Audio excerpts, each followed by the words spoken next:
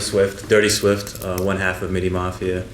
Originally came from Canada, moved down to New York, did the DJ thing up in Canada, production, all that, but I found that I couldn't really make a living that I wanted to make up there, so I had to come to where the money's at. And basically, me and this guy, we met in the studio.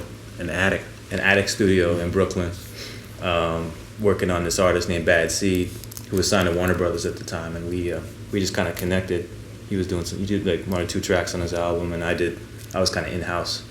So, Bruce does a lot of writing and hooks, so I had a lot of tracks, so we kind of started, he started putting hooks on my beats, and then, we started doing things together, and it just evolved from there.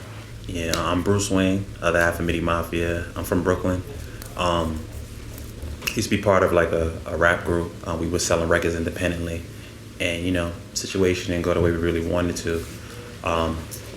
So I had to find another way. So I used to do a lot of choruses, and like in Brooklyn, Bad Seed used to help him out a lot with stuff. He respected my ideas, and he piggybacked off of that and built his own thing. And then from there, me and Switch started working, and then we hooked up with some people, got management and stuff like that. And then we was doing a lot of spec work, especially a lot of work for like Sylvia Rome at the time. And it's kind of like when the 21 Questions record happened, which was only 6 months after us being with each other, like officially as Midi Mafia. So everything happened kind of fast, but we were just really hungry. We was in the studio, we was doing whatever we had to do, staying up late, dumping beats, leaking, right, whatever we had to do to make it happen, we just did what we needed to. And then it kind of like when 21 Questions happened, all the dots connected for us. So in the dots were, we got offered a label situation at Elektra. We got offered song deal. We got offered. We did a artist deal at the time. Artist deal at the same time, and we were like in-house A&Rs at the same time too. And then it's pretty much where everything kind of started. Well, again, at the time it was 2002, and 50 Cent wasn't he wasn't 50 Cent. He just got dropped off of Sony, and he was doing his mixtape thing, and he was just like another rapper trying to get on. And I met him through Dino DeValier, who was an A&R at Universal at the time, and he was a good friend of mine. And I just, he's like, I want to sign this kid 50 Cent, and I'm like, wow, that's the kid that did How to Rob. So I was like, yeah, that's cool. I gave him all my beats, like we had 80 beats on this, like volumes 1 through 4. As I said, he'd take them all. The whole catalog. And 21 Questions came out of that. And what happened was, 50 loved the song so much, he held it for like a year until he did the deal with Dre and Shady, and made it on the album, and just naturally became the second single. It wasn't planned, nothing. We didn't know it was going to be like what it was, but it was probably one of the biggest records that year. So it was a real blessing for us. That was the first credited Midi Mafia track that ever got produced, and it was the #1 song. We've been through so many different management situations, and at this point in time, we don't have any management. We just take care of everything ourselves because of the relationships we've cultivated, and 50 Cent, that came through us. Everything else we've done, Jennifer Lopez, Talib Kweli, Fantasia. All these things just came to us directly. Nelly, like all the relationships we had with, Nori, and pretty much everything we've ever placed has really come through me and this guy running around the streets and building these relationships ourselves. And management kind of was a follow-up for us. It turned into support, more like, hey, this guy just called, he wants tracks, so can you follow up on that for me? Can you do this? Can you do that? It was never like them calling us and being, hey, we got you these, placements. It never happened like that. So, I'm sure it does, but for us, it just never worked. I think management works better when it's cohesive, like when you're starting at the same time and you're building. I think that's why, like a Pharrell, like the Neptunes, their management, they're like friends.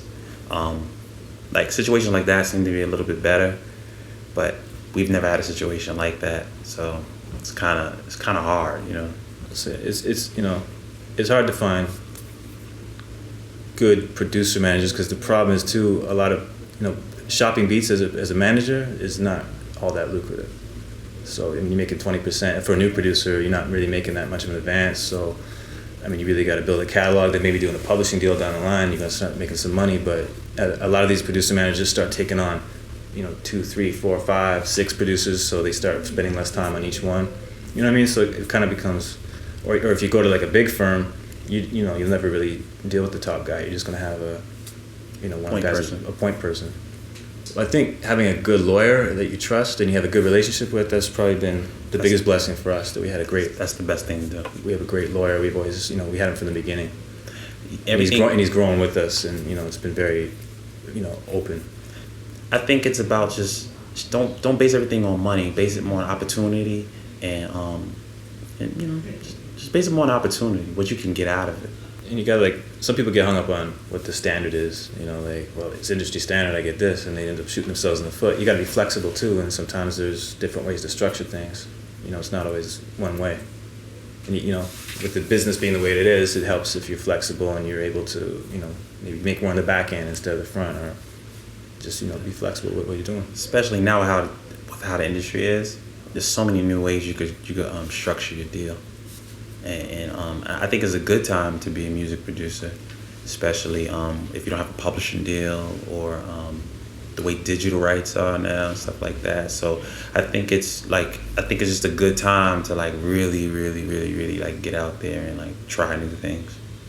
What we did is like we kind of split the country in two halves. So I kind of spent a lot of time out in LA, and he spends a lot of time in New York. So we had to get mirrored setups in a way.